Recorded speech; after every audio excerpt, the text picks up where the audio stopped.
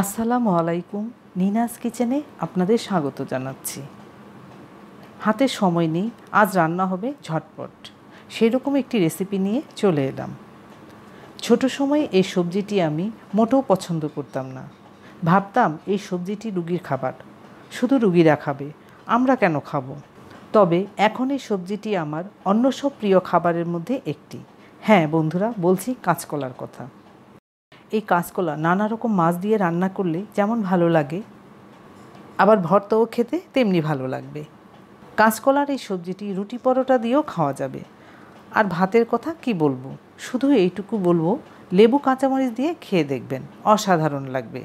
তবে আজ আমি ভর্তাও করব না, মাছ দিয়েও রান্না করব না, অন্যরকম করে রান্না হবে।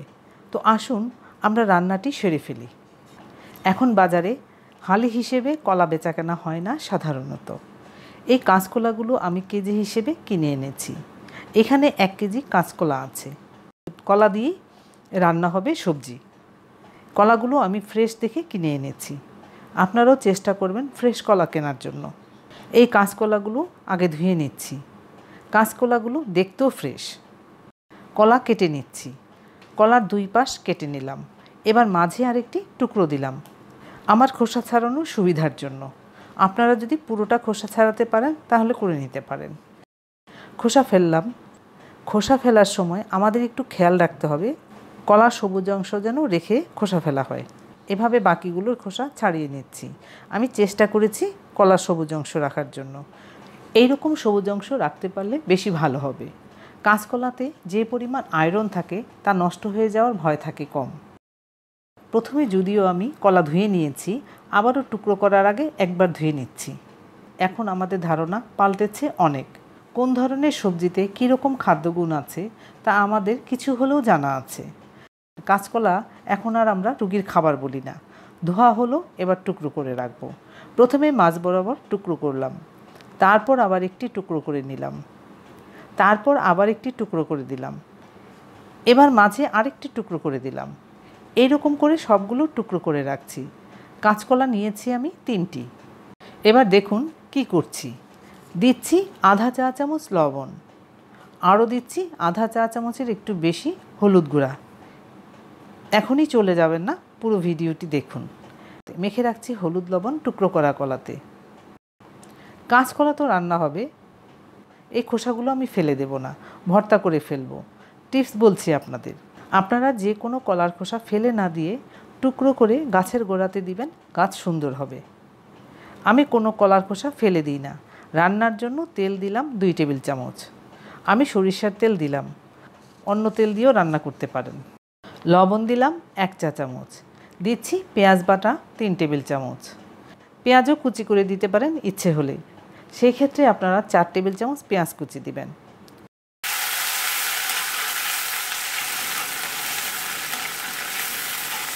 পেঁয়াজ বাটা নেড়ে চেড়ে লবণের সাথে মিশিয়ে দিলাম। দিচ্ছি একটি তেজপাতা, টুকরো করে দিলাম তেজপাতাটি। 1 মিনিটের মতো রান্না করে নিচ্ছি। পেঁয়াজ ভাজার সুন্দর ঘ্রাণ বের হচ্ছে। দিচ্ছি অল্প করে পানি। দিচ্ছি রসুন বাটা আধা চা চামচ, আদা বাটা আধা চা চামচ, মরিচ গুঁড়া আধা চা চামচ, ধনিয়া গুঁড়া আধা চা চামচ, হলুদ গুঁড়া আধা চা চামচ। মশলাগুলো নেড়ে চেড়ে মিশিয়ে দিলাম। এবার অল্প করে পানি দিব। মশলার কাঁচা ঘ্রাণ চলে গিয়ে সুন্দর ঘ্রাণ বের হলেই মশলা কষানো হয়ে যাবে। আজ বাড়িয়ে মশলা কষালে মশলার রং কালো হয়ে যাবে। মশলা কষানো হয়েছে, রঙও ঠিক আছে, সুঘ্রাণও পাওয়া যাচ্ছে। এবার আমি দিয়ে দিচ্ছি সেই হলুদ লবণ মাখানো কাঁচকলা। এই কলাতে যে হলুদ লবণ মেখে রেখেছিলাম সেই পানি সহই দিয়ে দিলাম। আমি কলার পানি কিন্তু ফেলে দেইনি।